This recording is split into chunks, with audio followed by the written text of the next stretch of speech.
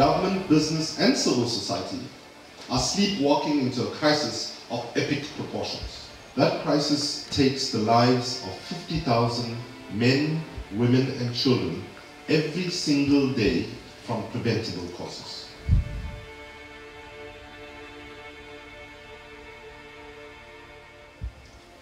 Everything we do, everything we produce and consume, and every way in which we generate and use energy must have that new paradigm, clean, green and sustainable, as its foundation.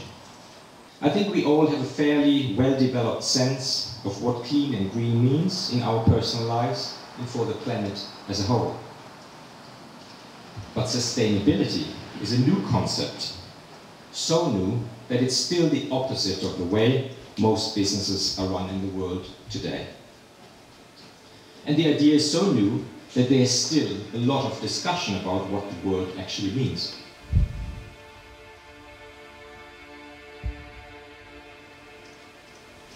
In my view, being sustainable isn't just a question of being able to do what we do indefinitely.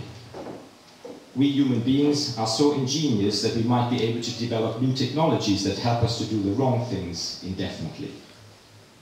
For me, sustainability is more than that. It's doing things in ways that make the world a better place than it was before, from an economic and social and environmental as well as cultural perspective. Now, Albert Einstein once said that when you are trying to address a big crisis or a problem that you find yourself in, you should not use the same logic thinking frameworks that got you in the mess in the first place. And to a large extent, when we look at what our governments have done, is that they have used pretty much the same logic to actually try and contain the system as it is. So in that context, we have to begin to ask, how do we address the challenges that we face?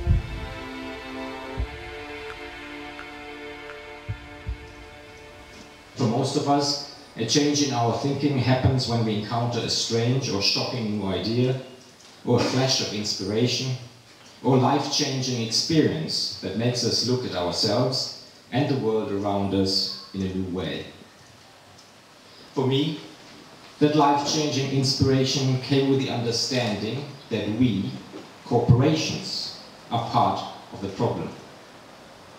We're part of the problem because our current economic model that originated in the Industrial Revolution some 100 years ago is not working with, but against nature.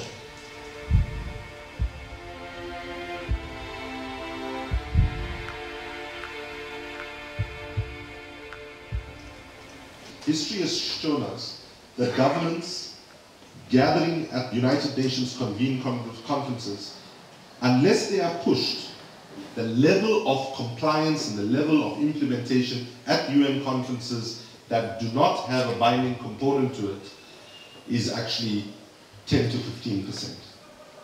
And even if you do have a binding treaty, actually there's no guarantee that you will have as fast implementation. So sadly, instead of getting a FAB treaty, we ended up getting a FLAB treaty, full of loopholes and bullshit. We can't expect governments to do it alone. The lobbying some companies have set up and that some still support, combined with the fact that governments have only a few years in office and can only think in terms of the next election, have limited the powers of democratically elected governments to effect real change. The good news is that we, the corporations that are part of the problem, are the very institutions best placed to fix it.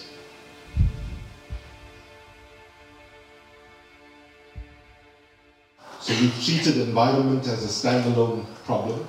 We've treated poverty and development as a standalone problem. We've treated peace and security as standalone, just to take three.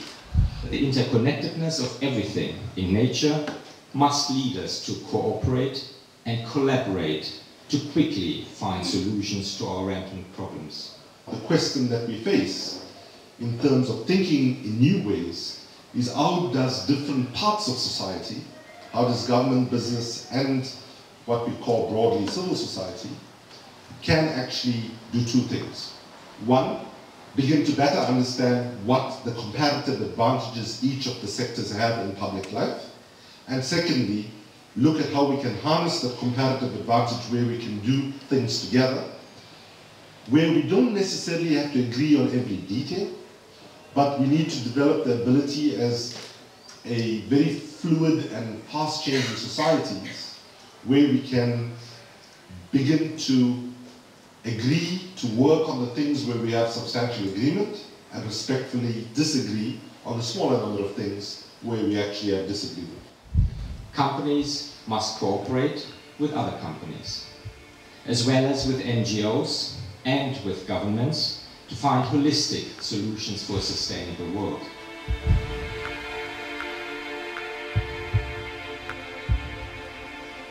What I think has changed the dynamic, particularly over the last 20 years in the new media age that we live in, is that conventional capital is no longer the only thing that is important for business communities, particularly for brand name organizations.